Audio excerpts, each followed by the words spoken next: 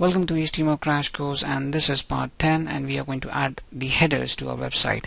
So if you look at, this is our finished website, and this is the website we started working on.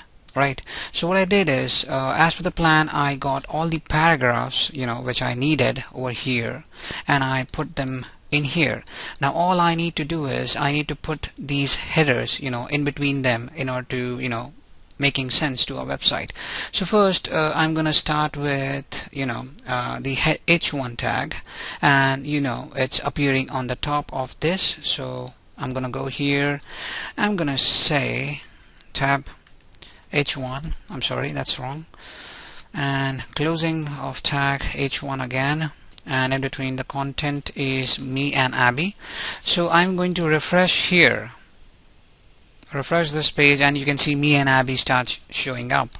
Next, I need to add this. She is 7 years old, so I'm going to introduce the h2 or h3 tag. I'm not sure. Let's figure that out. So I'm going to put as the h2, Control V, and you can see the content here. And now either you can go test in browser like this, okay, or either you can do the refresh over here. So now you can see we are done with this part and this part. I agree, you can see there's a space in between and the fonts are a bit weird, so we are going to fix that in the end. But the thing is, we have covered this much part. Next is, we want to see what her dad says.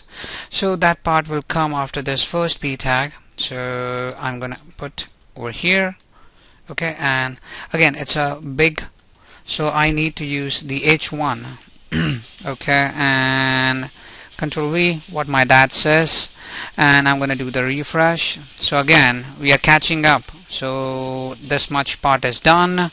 Over here I can see this is done. Next is she is giving some advice, so we need to make sure that goes under the dad.